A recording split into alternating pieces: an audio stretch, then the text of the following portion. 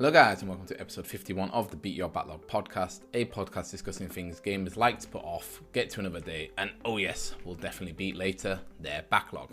I'm your host Adam, and today we are looking forward to all of the amazing games launching in 2025 with my top 20 most anticipated games of the year. And yeah, it's been a great year in 2024 for games. And 2025, there is some big games coming out, but I really think it's a little bit more conservative right now of when games are releasing. So I did manage to find 20, and not all of them actually have release dates. They're just scheduled for 2025. And I think that's mostly because of GTA 6, which is one of the games we'll talk about later. I think a lot of publishers are waiting to see when Rockstar, or if Rockstar, will launch the game in 2025. So that they can kind of put their games out of the way of it, because obviously if you're launching around GTA 6, then your game isn't going to sell very well because everyone will be, in theory, playing GTA 6. But that's something I also want to talk about. So yeah, I've managed to find 20 games that are, vary from AAA to indie, and I haven't really ranked them in any specific order. So they're just as in there as I kind of thought them up. And yeah, I just wanted to look forward to 2025. Maybe there's some games on there you aren't aware of that maybe you should be aware of, especially some of the indie games and even some of the AAA ones, because like I said, there was quite a few in there that I was kind of surprised to see when looking through lists of games that were scheduled to release in 2025. So hopefully this helps you decide or plan out your own gaming calendar for what games you want to play. So without further ado, let's get straight into it, because like I said, it's 20, so there's quite a few to talk about. And let's start with number 20, which is Avowed. So Avowed is the kind of when it was first announced or first shown, it looked like it was going to be Obsidian Skyrim. And if you're not sure who Obsidian are the people that made they made Fallout New Vegas. They also made The Outer Worlds. They made Star Wars Knights of the Old Republic 2. They also made South Park: The Stick of Truth. So these guys have a very big pedigree in RPGs and lots of different types of RPGs. And they were bought by Microsoft or Xbox a few years ago. I think it was like maybe 2019 or 2020.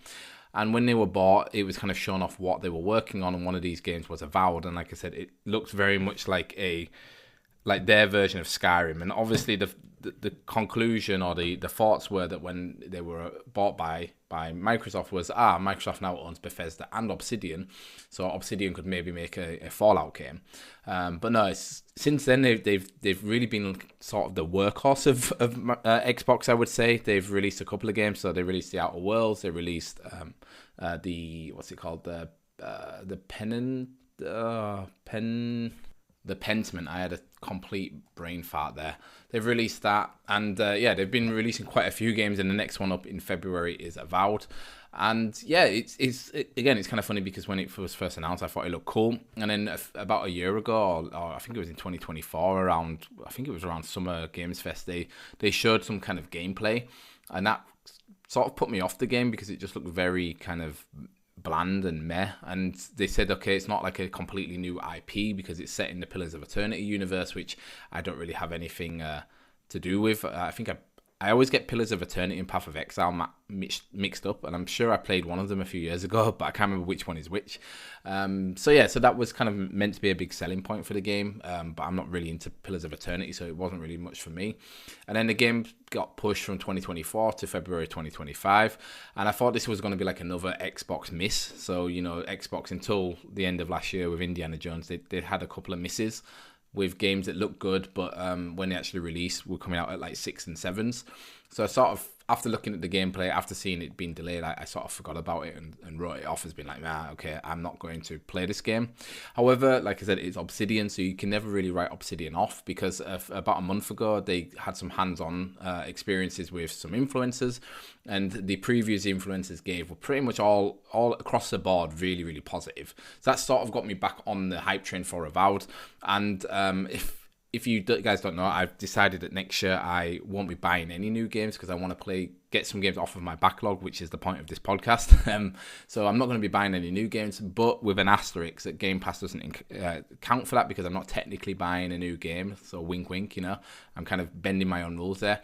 So this is a game that I probably will be trying out on Game Pass, especially if the game reviews well, then I'll definitely be playing it. If it does get those 6s and 7s, then I might give it a skip. But it's something that looks, if you are into Skyrim, if you're into like classical Western RPGs, then it's something that you probably will be interested in. And it's also Obsidian, and like I said, Obsidian have had like a track record the last couple of years also with what was a game called where you played in the garden as like little grounded, where it's kind of like Honey I Shrunk the Kids survival game. So they've had a lot of hits in the last couple of years, and I think Avowed will be their next one. Then going into number 19, we have a game called Wonder Stars, and Wonder Stars is maybe a game that you might not have heard of because it's an indie game from a smaller developer, a developer called Paper Castle Games.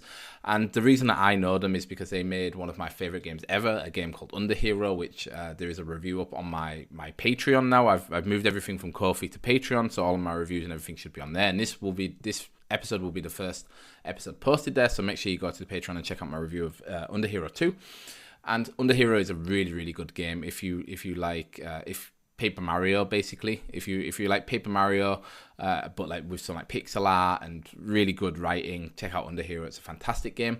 And the Paper Castle's next game is a game called Wonder Stars, which is a turn-based RPG that seems to be really inspired, especially from the art style, by early Dragon Ball and Akira Toriyama animation and art. So if you don't know the game, Google it, look at it. It looks really, really good, like really great artwork, very anime, and it already has me on the hook because of its art. But what makes it even cooler is that it has this cool mechanic in it where you create your own sort of anime attacks by collecting words and then chaining different words together. So it might be that you have like fireball, punch, kick, and you can mix them up. So it would be fireball, punch, kick, and then you do a fireball, punch, and a kick. But then you could have the word ice or ice shard or something like that. So then you would do fireball, ice shard, and then the fireball might melt the ice shard into like hot water and then kick. So then you burn it. So it has this really cool sort of mixture of you collecting these words and the different ways that you put the words together, create new attacks, which looks really interesting. And these Paper Castle, because of Underhero, they're sort of one of the devs that I will play probably every game that they ever make because I enjoyed Underhero so much. But with Wonder Stars, it looks awesome already because of the art. It has such a cool hook with this kind of word collecting anime fighting mechanic, and it doesn't seem to have a release date yet. It's just scheduled for 2025. But if you're interested, go to the Steam page and wishlist it because it looks great. On to number 18, we have Hyperlight Breaker, which is releasing in early access on PC on January 14th, so not long to go. It's in 10 days at the time I'm recording this. And like Wonder Stars, the devs of Hyperlight Breaker also made another one of my favorite games ever, Hyperlight Drifter. Therefore, I'm really excited to see what this next Hyperlight spin-off is, because I know that they're called Heart Machine, the developers.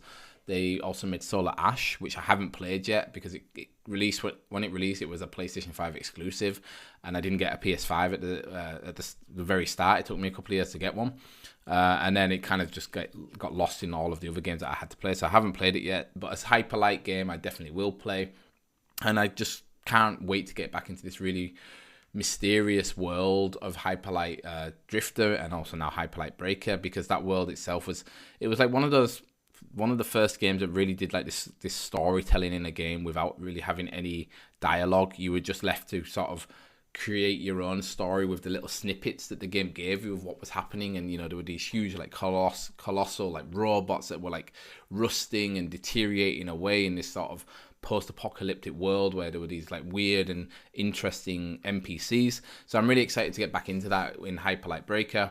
And the big difference obviously is Hyperlight Breaker is in 3D, so Drifter was 2D. So it's in a 3D world which you get to explore, and it also has online multiplayer. So you can do that with friends, and it's sort of like I think it has like some roguelite elements to it. I might be wrong, but it seems like you're going on runs with your friends out in the world. The combat's hopefully going to be as satisfying and as difficult as Hyperlight Drifters was. And it's just going to be so cool to get back into that entire lore and universe. And like I said, the early access is on January 14th. I probably won't play the early access because I'm not buying any new games. And also, I'm not really an early access person. There's some games I'll do it for, but this one I think I would rather wait until there's a full release.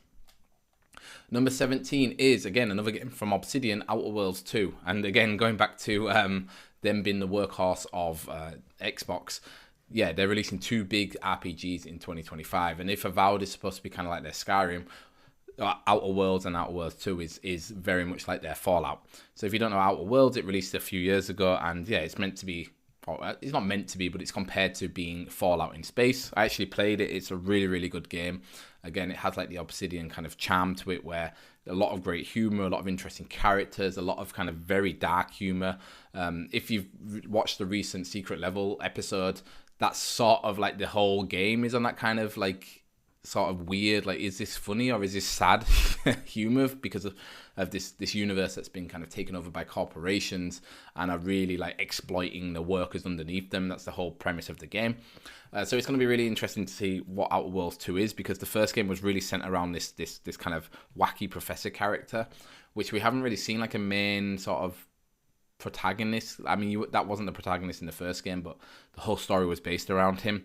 We haven't really seen that in the second one, so it's going to be interesting to see what the second one does, like how it sort of iterates on the original, because they sort of tongue-in-cheekily said during the Game Awards, where they showed off a gameplay trailer for it, that the game is twice as big as the original game but took 3 times longer to make. That's one thing where I'm like, I don't feel like just because it's a sequel it needs to be twice as long, because I liked how short the original one was. I think it was like, to do the story it took you maybe 12 hours. So like a nice Western RPG that you can beat in 12 hours to me is like perfect. So if this is more, 25 to 30 hours, I'm a bit like, okay. I don't think it needed to be longer. I felt like the first game was the perfect length. But let's see, like maybe the scope has obviously gotten bigger, so maybe there's way more stuff to do. Maybe there's more kind of arching or branching storylines for your companions, because obviously, like a Fallout game, you have companions.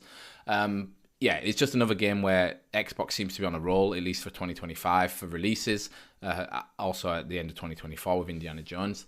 I'm just excited to see what this game is going to be. And again, there's no confirmed release date for it yet, but it's definitely coming out. Well, they said at the Game Awards it's coming out in 2025, so we will see.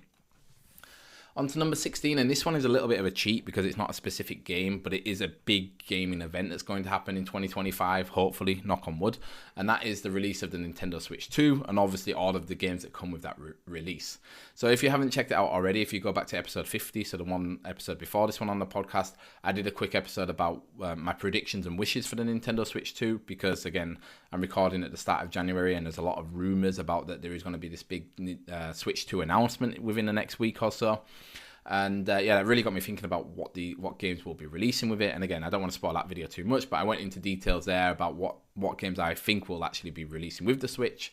At least what we know here, without spoiling my podcast, the episode before, we know that we're getting, we don't know, but it's rumored that we're getting Mario Kart 9 as a launch title. I think there will be some other big launch titles too, maybe a Zelda, maybe a Mario, maybe a Metroid. Again, go and check out that other episode if you haven't done so already. So this will be another asterisk in my buy no new games rule, that if the Switch launches within the first 6 months of 2025, I definitely will be buying the Switch 2 and buying some of the release titles, just because I'm such a Nintendo Switch fan and have been waiting for this for so long. So this is another asterisk in my no new games rule. But yeah, I can't wait for the Nintendo Switch 2. It's rumored to be releasing in March. Again, I'm not really that interested in Mario Kart 9, but some of the other games that could potentially launch with the Switch 2, I am very interested in. I'm just so excited to get like an upgrade. I'm currently playing Super Mario RPG on my Switch Lite. And I mean, I love the Switch Lite. Like, it's such a good console, such a good handheld. Like, it's so comfortable to use, light. And Super Mario RPG looks amazing on it, even on that one. And it's not an OLED screen. But I am just now looking for that next step up, the next thing. I want to have a 1080p screen. I want to have a bigger screen. I want to have no bezel, and I guess you can get that with the OLED, but I didn't buy an OLED. But yeah, I cannot wait for the Switch 2's release. So yeah, looking forward to that. Number 15, again, we talked about it a little bit earlier, but it is Grand Theft Auto 6, and this is the game that everyone has been waiting nearly 12 years for, and a game more or less all other publishers are trying to keep out of the way of, because GTA 6 will be a behemoth when it releases later this year. Again, there's no confirmation of the actual date when it will release, and I think a lot of games journalists and kind of influencers think that it will probably be pushed to 2026, because I think Rockstar's last big game, Red Dead Redemption 2, got delayed, and I think GTA 5 also got delayed. So people are sort of waiting and seeing if it will release, and I think there's a lot of people that are skeptical about it. I think it will release this year, and I think it's going to be interesting to see what the response is, because this time around we're returning to Vice City, but it seems to be in a very modern setting, not like an 80s setting like the original game. And the idea of like these two protagonists, at least from that one teaser trailer they gave us, sort of like on the run, robbing their way around the city, seems interesting. I think it's going to be really interesting to see how they do the humor in the game, that like, you know, because the other games were very sort of politically incorrect, like purposefully. And I think even since 2013, sort of like the society has moved on a little bit from that. So it will be interesting to see what they how they approach the humor. Again, from that trailer that they released, it seems like they're kind of parodying a lot of real world events that happen in Florida and happen in Miami, because everyone knows like the stereotype of Florida is it's just like crazy. So it will be interesting to see how they kind of, if they try to tiptoe around it, or if they just are like, yeah, we don't care, we're Rockstar, this is GTA, this is what GTA is, we're going to approach these topics and handle them in a way that is maybe kind of offensive to some, but is very tongue-in-cheek, is very parody, is trying to make a point, but maybe not everyone will get the point. And I think it's also going to be interesting with this game to see how it affects the video game industry, because it seems to be that the video game industry is more or less in the toilet at the minute, with this kind of repetitive sort of barked saying that the industry isn't growing anymore, but they think that this game will be the thing that gives it like a jab in the arm or a kick up the ass that it needs. I already saw an article that they think pre-orders alone will make the game $1 billion, which is insane. And we know GTA is like the biggest entertainment IP ever in existence, so a lot of money is going to come into at least into Rockstar's pocket because of this, but also maybe into the hardware manufacturers' pockets too, because this might be the game that gets people to buy a PS5 or a PS5 Pro. It might be the game that gets people to buy an Xbox X, Series X instead of an Xbox Series S, or whatever Xbox next iteration of consoles are. It might be the game that gets people to buy the next Nvidia graphics card that they've been waiting for, because they want to play this game in the best graphics they can. So it will be interesting to see if this really gives the industry a spike that people are kind of hoping it will, and if the rest of the industry sort of benefits from the game. But it might also be interesting to see that maybe the game doesn't have because society has kind of moved on, that people don't like the humor anymore. They don't like the kind of themes of these games. It'll be interesting to see just how the game lands. And I still think it will come out in 2025. I think Rockstar will. I mean, they don't need to. They're Rockstar. They're making loads of money with GTA 5 still, and also Red Dead Redemption 2. But I think it will come out in holiday this year. And yeah, it's one of those games that people that I would say aren't necessarily hardcore gamers, they will take a day off work to play this game when it releases. So I think that says a lot. So yeah, looking forward to GTA 6. Another game I'm looking forward to at number 14 is Pokemon Legends ZA, or Z to A, or whatever it's called. Again, Pokemon, or at least like sometimes Japanese RPGs, have very strange names. I don't know why they call this one Z to A, or maybe I'm missing something out of the title, but I don't think so. But at the time of writing this, I still have not played the first Legends game. My plan is actually after beating Super Mario RPG to play the first one. I did play it for a couple of hours a few years ago and was very kind of annoyed at, again, kind of like with Scarlet, that the game just didn't run very well and just looked bad. So I sort of stopped playing it. But after playing, giving Scarlet a second chance and really enjoying that game in the end, I'm like, I should probably play Pokemon Legends Z to A. And because sorry, not Z to A, Arceus, because also it's like another game that everyone who is into Pokemon says is really, really good. So yeah, that's probably the next game I'm going to be trying out. And because I want to make sure that I played it before this game comes out. This is another one which might be a Switch 2 release game.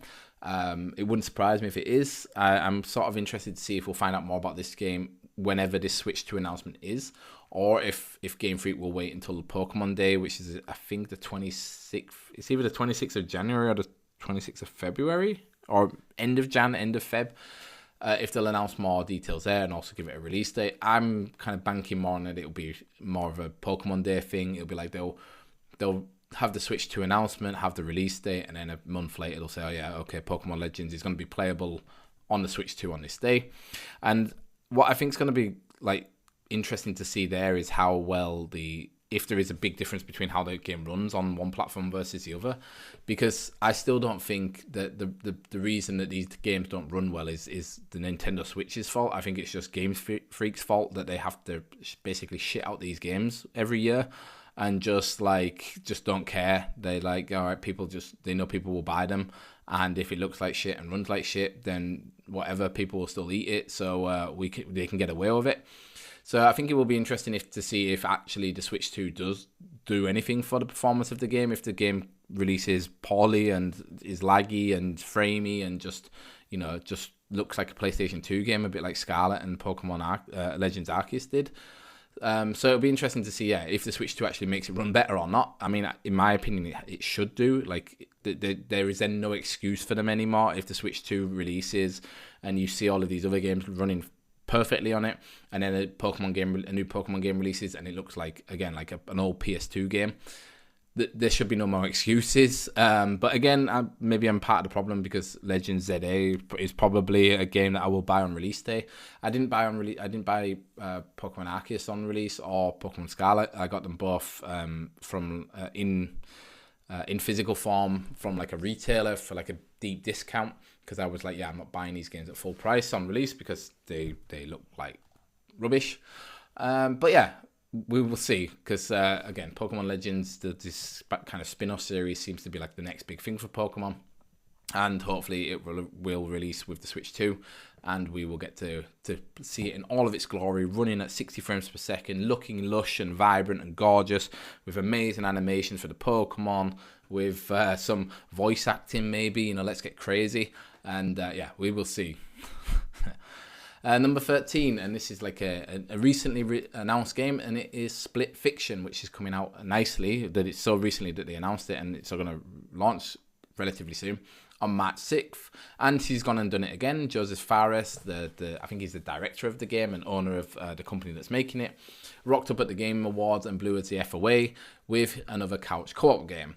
So Split Fiction looks great, and it has this really cool idea that it's kind of set in the future where writing or fiction is kind of directly taken from people's consciousness, at least how I understood it.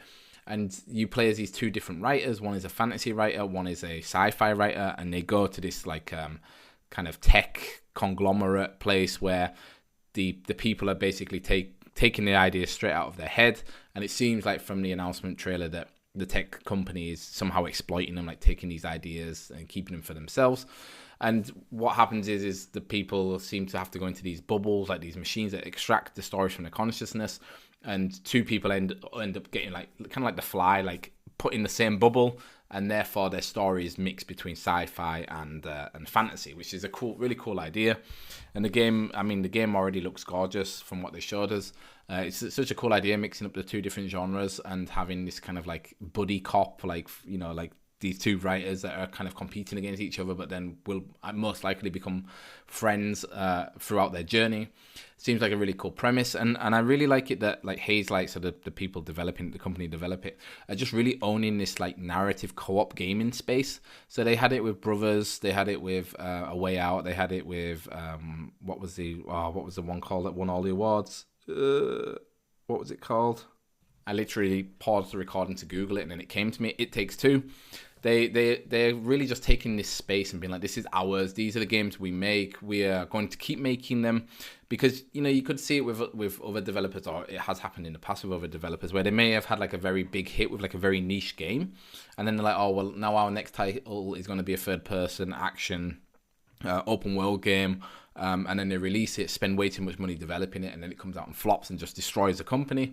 Whereas it seems like Fares is like, no, we know what we have. We want to keep making these games. They seem to be very, very open to kind of creativity. I was listening to a podcast where some of the guys had been to, I think it was the Kind of Funny podcast, had been to play the game for a few hours, and Joseph Fares was saying like, yeah, they are open to everything from anyone within the team. Like if anyone comes up with an idea and it seems like a good idea, they try to get it into the game in some way. So I think it's just a really cool thing that they're doing in the industry. Like they're just really like a beacon of like, we are doing our own thing, and it's working really well for us. So really happy that a new game is coming out. It looks great, coming out March 6th. That's Split Fiction. Number 12 is Doom: The Dark Ages, and I'm not really a Doom person. Like I've never played any of the Doom games actually. Now that I think about it, even the 2016 one. It was 2016, right? Yeah, I never played it, but can kind of have appreciated it from afar. And but there's just something really silly and very kind of metal about setting a Doom game in the Dark Ages, where you're not really going around like alien worlds. You're going around kind of like fantasy medieval world where you're not necessarily fighting with guns or whatever, or like laser swords, but with a shield with spikes on it and swords. It just seems like a really cool, like unique idea. The gameplay that we saw during one of the Xbox showcases looked awesome. I mean, it's Doom, so you know it's going to be awesome. Just very visceral and like impactful and hard and kind of dirty and what's the word I'm looking for? I'm looking for the word. I'm kind of keep having brain farts today, but just very kind of gory. And yeah, I think it's such a cool idea to do it, like a fun idea. It's kind of like one of those games that I like, that you can just kind of play it and be done with it. You know, it's not like a game where you necessarily feel like, oh, I have to come back for the DLC or I have to come back for the story. It's just like, no, you're just in it for the gameplay. You're just in it for the music and the feeling, and just, you know, it kind of reminds me of, like, you know, those people that when they're stressed out, they go to like a rage room with and they just smash up a room with a baseball bat. That's how I imagine playing Doom is like. You're just like, oh, I had a bad day, I'm just gonna go play Doom, tear some fake monsters apart with my bare hands, and then kind of feel relieved afterwards. So I think it's really, it looks a really cool game, and I like that it's just not really, you know, it's not like, oh, I have to play the first 2 games to get what's going on in this one. No, it's just a standalone thing where you can just get into it. And I think it's going to be interesting, again, because it's Xbox. This is the 3rd game that they've got on this list. How it will release, because I think it will be, I think it's releasing day and date on all platforms, which I think is really cool, because again, we've talked about 2025 being the year of maybe the video game industry gets like this boost it needs. And I think Xbox are kind of smart that they aren't like hoarding their IP, that they are putting it out as many places as they can to make as much money as they can.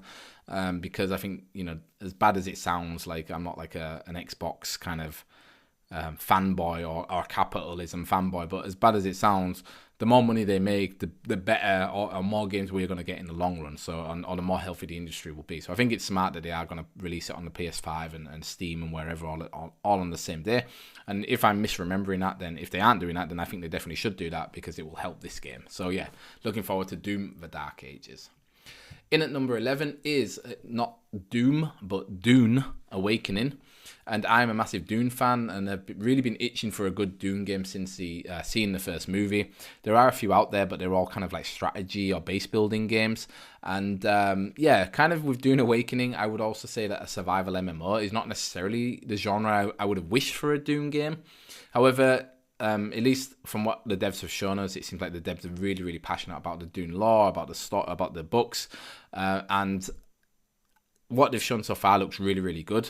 Again, it's not really a genre I'm not interested in, but they do have some really cool ideas about, like, you are trying to harvest spice for power, and that you can go into the storms of Arrakis, and if you go in, it's like a very high risk, high reward. Like it's sort of, obviously you're in a storm, so it's a very kind of sort of violent environment to be in, but also everyone else is there looking for the same goods and the same resources, and are kind of fighting over it, and that you kind of have these mini wars in between players to get resources, to build bases, to harvest the spice, and then to get out. It kind of reminds me a bit of the I can't remember what the zone was called, but it was in Tom Clancy's the Division, where you would go in as a team and you would like kill each other, steal each other's loot, and then try to extract. Like I like that kind of gameplay aspect of it. And I also like that after the storm goes, it kind of resets all of the progress. So you might have got out, but then everyone has to go in again to start anew, and you all start on at the same level. So it's not like players can necessarily go in with pre-existing bases built and kind of just be the overlords of all of the resources. It's like, no, everyone has to go in at the same time. Some people might have better gear than others, but I like this refresh. So yeah, it's an interesting one. It's another game where I'm kind of like going to wait and see what the response is, or the reception is, like if the reviews are good, if people are kind of streaming, if it is an MMO, so obviously a lot of people have to be playing for the world to feel alive, and then maybe I'll get into it. Again, it's another game, it's scheduled to release early in 2025, so it won't be one that I'll be playing straight away, but it is one that I will be keeping an eye on. So yeah, that's number 11, Dune: Awakening. In at number 10, and we have The Ghost of Yote. So this is another game where I've never played the original game, but the sequel looks amazing. So even though I've actually had Ghost of Tsushima in my backlog for at least 2 years, I would say. I basically bought it for PS4 when I got my PS5, and then I was like, I'm going to wait for the PS5 to come to play it, and I still haven't played it. So Ghost of Tsushima might be a good candidate to play in this first half of the year to get ready for Ghost of Yote. To be honest with you, though, I am a little bit burnt out with games set in feudal Japan. Like, it seems like 10 years ago, this was like a massive wish from everyone. Like, oh, we want to play a game where you're a samurai in feudal Japan. And now, like, when you look at the Game Awards, all of the games that were shown there, it felt like every second game was a game set in either feudal Japan or a fantasy version of feudal Japan. So I'm kind of a bit like, all right, I don't really care about playing as a samurai anymore because there are so many games where you can do it. And the only thing I think is with Ghost of Tsushima is like it seems to be just like globally sort of renowned as like the samurai game, kind of mixing like the combat of being a samurai with the story of the kind of these old sort of samurai movies or whatever. And obviously it's a Sucker Punch game, so it looks fantastic. It has great acting in it.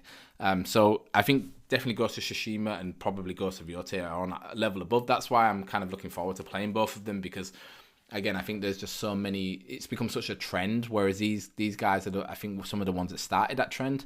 So yeah, Ghost of Tsushima, like I said, it's definitely a game that I'm going to be looking to play this year. And then if I enjoy it and if Ghost of Yote is as good as the first game, then I definitely will be checking out Ghost of Yote 2. And it's not. I don't think it has a solid release date yet, but it is supposed to be coming in 2025. Then in number 9, we have a game called Judas. And if you're a BioShock fan, you need to get hyped for Judas because it is Ken Levine's first game since BioShock Infinite, or one of the BioShock Infinite DLCs. And it obviously, therefore, has very strong BioShock vibes. And much like those games, Judas takes place in a futuristic society aboard a spaceship carrying the remnants of humanity. So, the ship, called the Mayflower, is controlled by computers and 3 overseers who all have different views on how humanity should proceed. You play as Judas, a character that breaks free of the computer's reign and causes a revolution on the ship.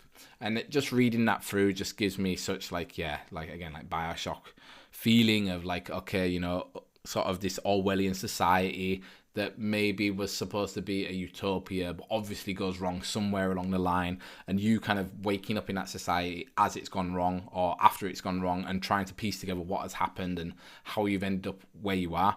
Sounds like such a cool idea. I also was read Press Reset, which is Jason Schreier's book about game studios closing and then like what happens after that. And Ken Levine featured a lot in that. I think it was Press Reset. It was either that or it must have been that one. And Ken Levine featured a lot in that about making BioShock Infinite, because I think the studio basically after that game released got either closed down or got kind of transferred or got broken up into lots of different studios. So I'm kind of like now my antennas are kind of up for Ken Levine because I want to see what his games are. I did play the first 2 BioShock games and obviously loved them. So really looking forward to Judas. Really hope it's good. I think this could be another one where maybe it comes out and is a bit of underwhelming, but I hope it's not. I hope it's going to be good, and looking forward to playing it this year. In at number 8 is a game called Mutagenics, and this is from the creator of The Binding of Isaac. So you might not have heard of this game, but I'm sure you've heard of The Binding of Isaac. And it is a cat-themed turn-based roguelike that looks very Edmund Macmillan and very freakishly wacky. And I really like Edmund Macmillan's art style, this kind of like almost doodle-looking, cartoony characters that look kind of... I have this saying where they look grotesquely cute, where they look just very weird, and maybe, I don't know, it's like a cat that's like missing fur or has like an infected eye or whatever, but the way he draws it just still looks really, really cute. And it's all in black and white, which is also really kind of interesting. So I already think like the game looks great, and I like that it's a game about selectively breeding cats in a nuclear apocalypse to get the best mutations out of them, and then using those mutations in battle to progress your way through. So I guess it's some kind of dungeon or some roguelike kind of arena to get far along. So already the premise of crossbreeding cats to get the best mutations out of them sounds cool. It's an Edmund Macmillan game, so it's going to kind of be kind of be weird and wonderful. And yeah, again, like another indie game. I tried to get a few indie games onto this list, and this is definitely one you should look out for. Again, no release date right now, scheduled for 2025. Check it out on Steam, wishlist it. That's Eugenics at number 8. In at number 7, and this is a game called The Legend of Babu. And this game, again, it was shown off recently somewhere, but I can't remember where. It might have been like a State of Play or an Xbox showcase or the Game Awards. I can't remember where it was shown off. But basically, it is, to me, it's a game with a fluffy white dog and has vibes of The Last Guardian. And yeah, that's enough for me.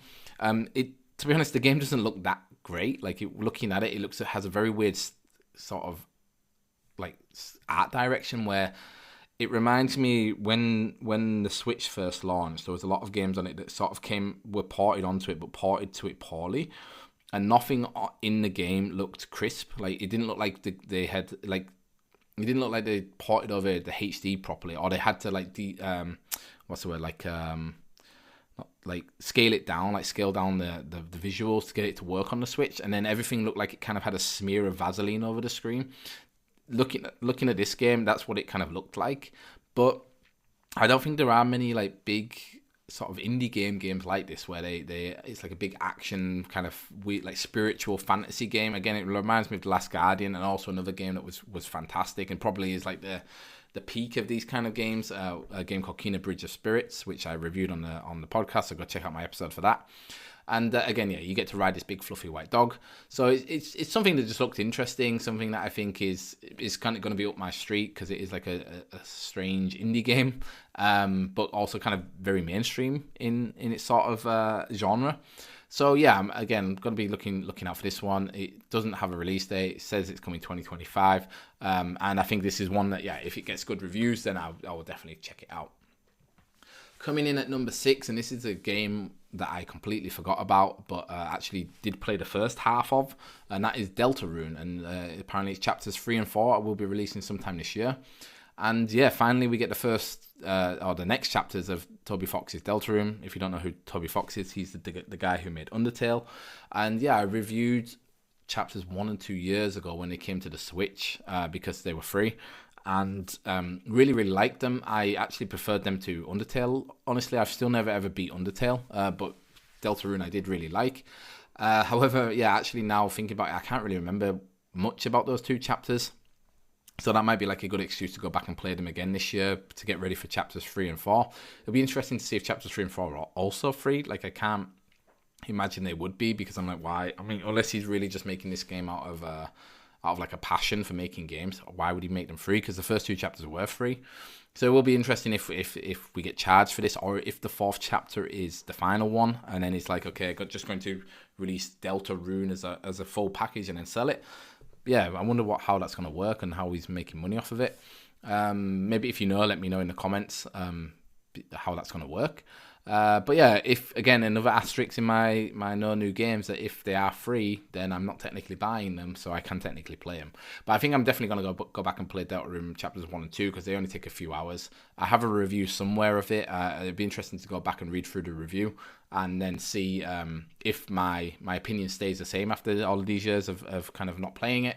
And yeah, if you're an Undertale fan, then this is obviously something that you'll be interested in. So that's Deltarune in at number 6. Then in at number 5, and probably a big kind of fan favorite, is Citizen Sleeper 2.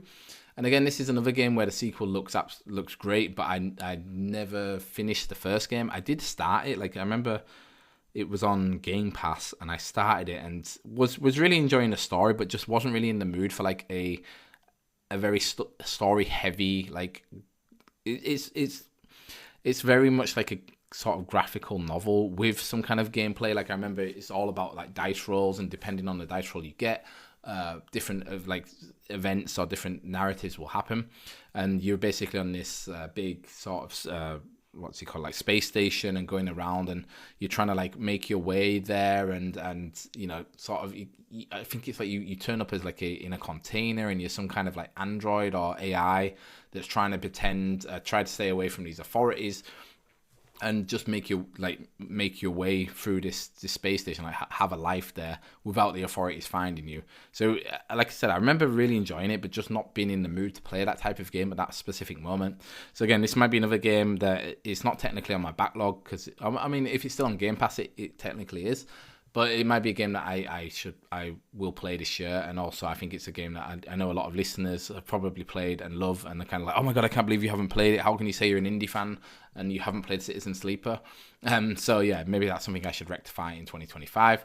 And I think Citizen Sleeper 2 is releasing pretty soon. I'm not 100% sure if it has a release date, but I think for some reason it's saying in my head it's like early 2025, but I'm not 100% sure. But yeah, I'm sure a lot of people are looking forward to this game, so that's why it made it onto my list. Then in at number 4, we have Mouse P.I. for Hire. And if you don't recognize the title for this game, you will most certainly recognize the art for the game, because this game has gone viral numerous times because of its artwork. And it is a game that looks like Disney's Steamboat Willie is mowing down Goofy with a Tommy gun. So it's the first person shooter where you play as a mouse that looks like Steamboat Willie, aka Mickey Mouse.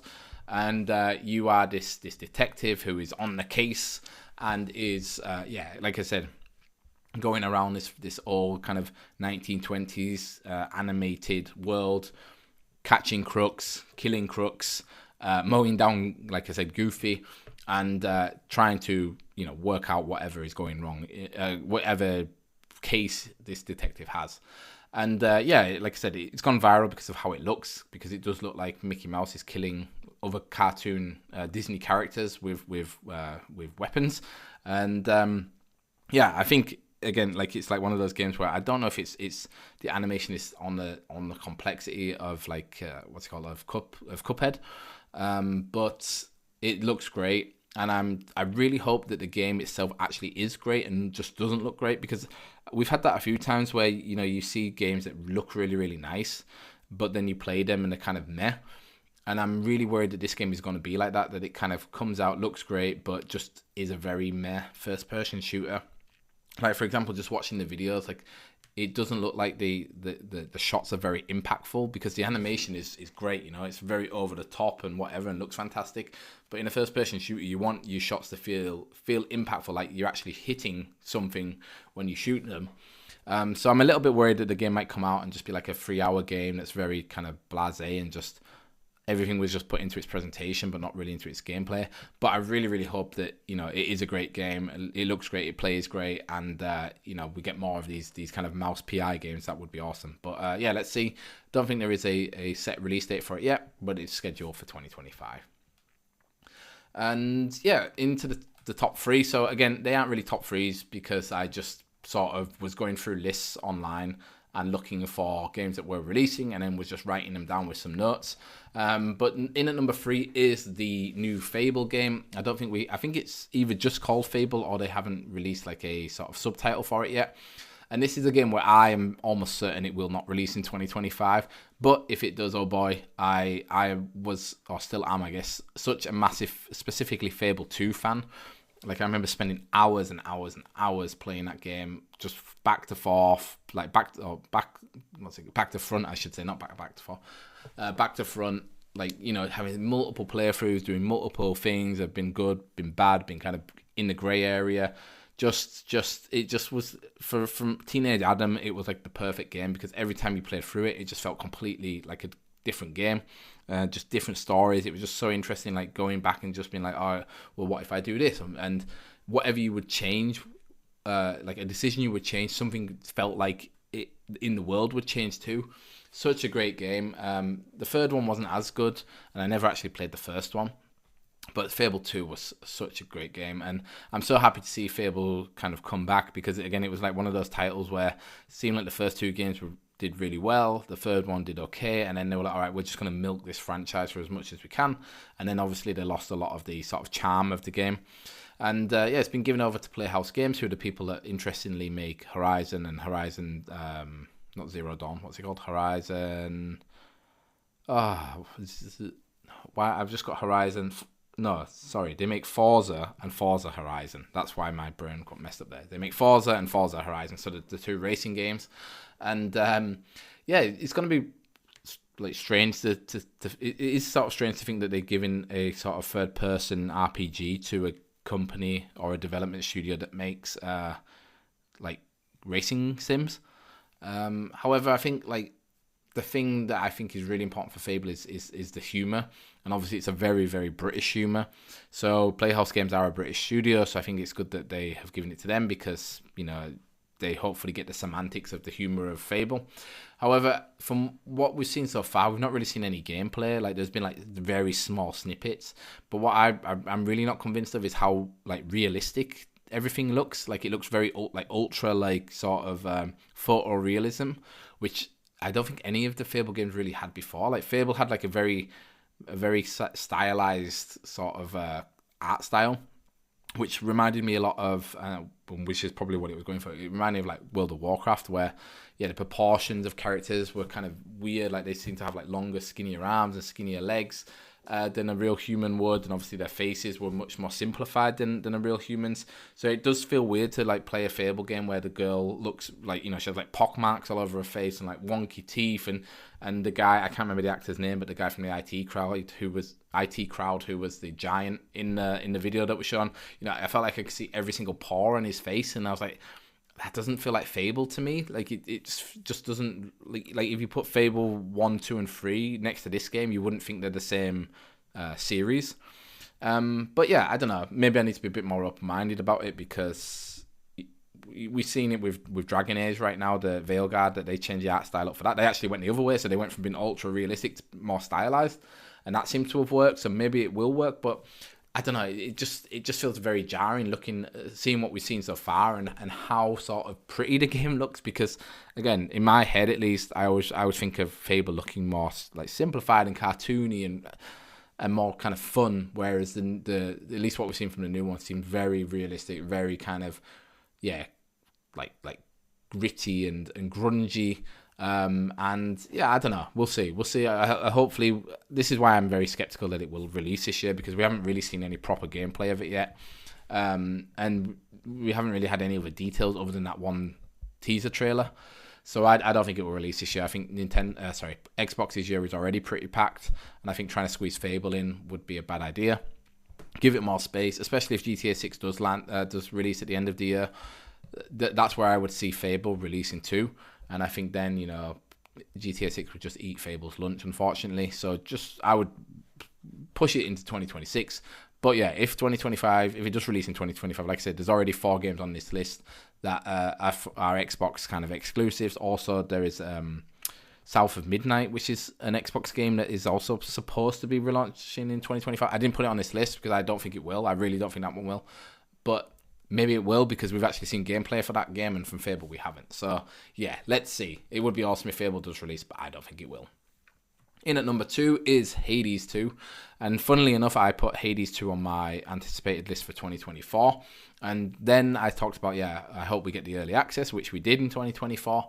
And what I'm writing on Hades 2 now is I hope we get the actual version 1 release, because I thought I was going to play a lot of Hades 2 early access. Again, like I said before, I'm not really an early access person. I would rather wait for the full release. And I'm also not really a PC person. So there are some games that I enjoy playing on PC. Like I said, like I really like playing Vampire Survivor-like games on PC, or turn-based RPGs, because I don't really have to do too much inputs on the keyboard, and I don't also have to plug in my controller. So I'm really hoping Hades 2 gets a V1 release this year on consoles. I'd love to be able to play it on the Switch 2 or on the PS5. And it seems like people are really enjoying the game so far from what's been released, and they seem to be doing regular updates. So I'm hoping that maybe, you know, like September time this year, maybe we get the full release. I'm not 100% sure, but I'm hoping. So yeah, hopefully Hades 2 comes out in 2025. And finally, at number 1, and again, it isn't ranks. This is just, again, actually the last game I thought of. It is Metal Gear Solid Delta Snake Eater. And when this was first announced, I was kind of like, okay, cool, it's a remake of a Metal Gear game, whatever. I've never played a Metal Gear game. I tried once playing Metal Gear Solid on like the PS Vita and was like, oh my god, these controls are horrible. I'm not playing this. But the more, and Konami has shown this game quite a lot, and the more I see of it, the more I really want to play it, because I know, like, I remember when Snake Eater released on the GameCube, like, it was like a big deal, and I think actually when it released, I didn't have a GameCube, and then when I got one, I just forgot about it. But I think it's like a great idea to kind of remake these older Metal Gear Solid games and modernize them, because I think everyone who's played Metal Gear Solid, talks about the story and just how crazy it is with Kojima, and I want to get into this lore, and I'm happy that they are remaking it so that it is easier for me to get into it. Like, it looks prettier. It's hopefully the controls have been modernized, and the more I see it, the more I'm kind of like hyped to play it, and get into another kind of classic franchise. Like, I think this is the best thing about remakes or remasters is remaking these games that really, really need it. Like, I think it's stupid what Sony does and remakes like The Last of Us 2, or remasters them, or remasters The Last of Us again, or remakes it. Like, what's the point in doing that? Do it with these older games that are classics, that need remaking, that need modernizing, to get like people that didn't play them back in the day into them, and kind of revitalize these kind of dormant franchises. Because I think Metal Gear Solid, it's obviously very hard what they do next with it after Kojima leaving. After 5, I know they did the kind of survival game that was a complete mess. But maybe this gives someone else a chance to kind of tackle this franchise and do something new with it and something different. And I think people really want Kojima to go back and do it, but on his terms, do another Metal Gear game. I'm not sure that will happen. But I'm very excited for Snake Eater. I really want to get into these games, and I hope that Snake Eater does well, so that we get more remakes of some of the other games, so that then I can kind of put together the Metal Gear story and be kind of part of the cool crew that understands what's happening. So and guys, that was 20 games. I'm actually surprised how quickly I managed to get through them. I thought this podcast would go on forever. But I'm really looking forward to 2025. Like I said, I'm actually not buying any new games for the first 6 months, just because I went through my backlog on after Christmas, so between Christmas and New Year, and went through it and kind of then, removed the games I'd beaten, removed games that I was like, okay, I know I'm never going to play these. Like a lot of games, I remember some of them I got review codes for years ago for Switch Indie Fix, and put them on the list to be like, okay, if I want a game that's similar, is this genre, then there is this game. But I just know I'm not going to ever play them. So I removed them down, and I managed to get it down to 105 games. And then I was walking the dog this morning and realised, there's some games that I bought in the UK that I need to add to the list. So it's actually more than 105. And that's why I'm like, okay, I don't want to buy any new ones for a couple of months, because I want to try to start knocking off some games from the backlog. But even though I'm not going to play any new games, I can still appreciate the games that are releasing in 2025. There's 20 games for you. If you think I've missed any big names off of that list, please let me know. You can do that on Spotify down in the comments, or on Patreon down in the comments, or you can hit me up on Blue Sky at Beat Your Backlog podcast. I think it is on Blue Sky. Or if you want, you can come and join the discussion on Discord. And there will be a link to the Discord in the description of this podcast. But otherwise, guys, thanks so much for listening. I hope you had a great new year, and I hope you have a great 2025. And we will see you in the next episode. Bye-bye.